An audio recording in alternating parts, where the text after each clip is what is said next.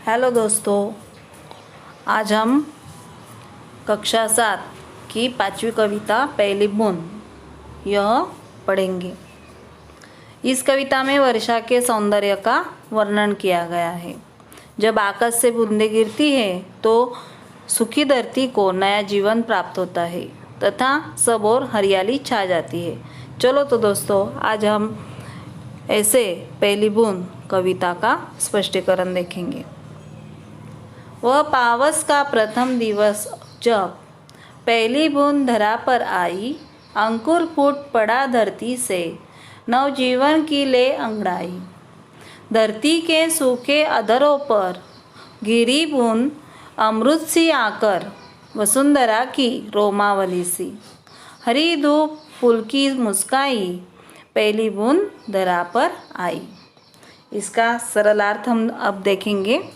वह पावस का प्रथम दिवस जब पहली बूंद धरा पर आई, अंकुर फूट पड़ा धरती से नवजीवन की ले अंगड़ाई।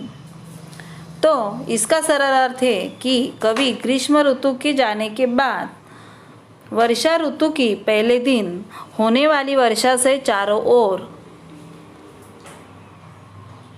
छाए आनंद के बारे में बता रहे हैं। वे कहते हैं कि बरसात की पहली बूंद जब धरती पर आई तो धरती के भीतर छिपे बीज में से अंकुर फूटकर धरती से बाहर निकल आया। वह नया जीवन पाकर अंगड़ाई लेकर जाग गया।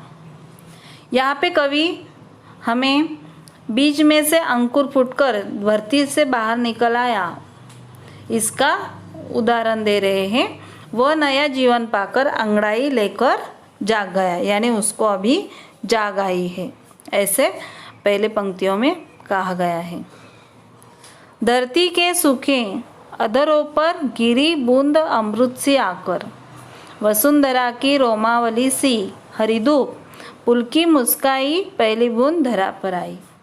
इसका सरल अर्थ है, धरती के सूखे ओठों पर वर्षा की बूंद अमृत के समान गिरी, यानी जो सूखी धरती है उस पर जब ये बूंद पड़े तो वो अमृत के समान दिखाई दे रहे हैं।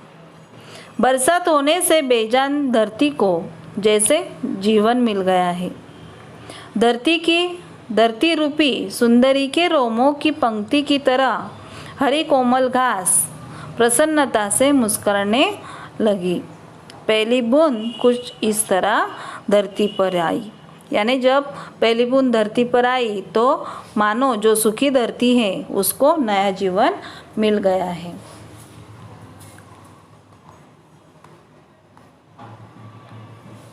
आसमान में उड़ता सागर, लगा बिजलियों के स्वर्णिम पर।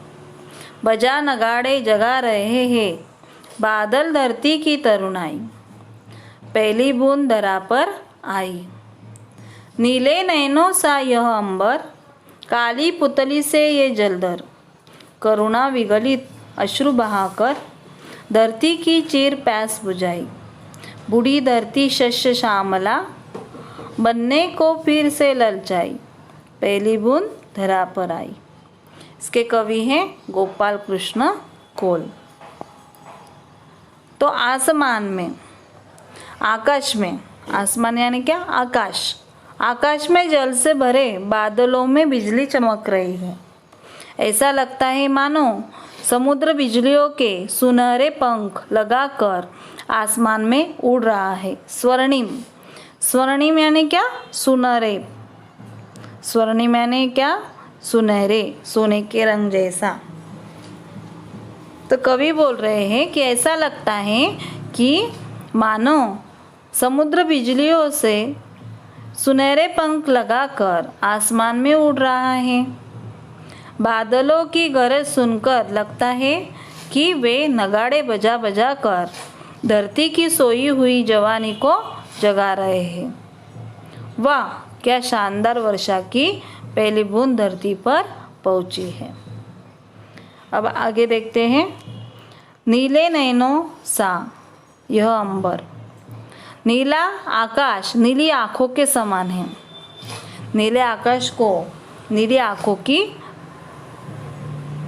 उपमा दी गई है, तुलना की गई है।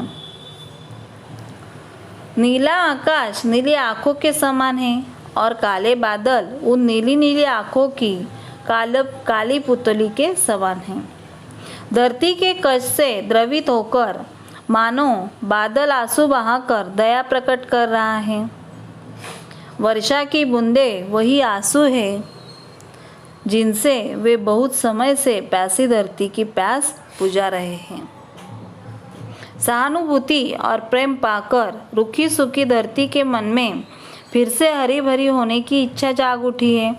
यानी जब धरती पर पहली बूंद गिरी यानी बारिश हुई, तब वह सूखी धरती अब हरी भरी हो गई है। इसलिए धरती के मन में फिर से हरी भरी होने की इच्छा जाग उठी है। यानी वह शस्य श्यामला होने को ललचाई है, उसकी इच्छा जाग उठी है। यह सब धरती पर आई वर्षा की पहली बूंद का यह सुंदर परिणाम है। तो हम देखेंगे पूरे कविता का मूल भाव क्या है। इस कविता में कवि श्री गोपाल कृष्ण कौल ने वर्षा ऋतु की पहली बरसात का बहुत सुंदर वर्णन किया है। भीषण गर्मी के पश्चात वर्षा ऋतु आती है। आकाश में उमड़ते घुमड़ते बादल और उनमें रह रह कर चमकती बिजली आँखों और मन को सुख पहुँचाती है। ऐसा लगता है मानो बादल नगाड़े बजाकर धरती की तरुणाई को जगा रहे हैं। कवि ने आसमान को नीली आँखों के समान माना है और बादलों को उन नीली आँखों की काली पुतली के समान माना है। बादलों ने वर्षा के रूप में आंसू बहाकर धरती की प्यास बुझाई है। बेजान से सूखी धरती में नवजीवन का संचार हो गया है। धरती में दबे बीजों से कोपले फूटकर बाहर आ जाती है और मैदानों में हरी भरी घास झूमने लगती है। धरती का शस्य श्यामला बनने का स्वप्न फिर से पूरा होने वाला है।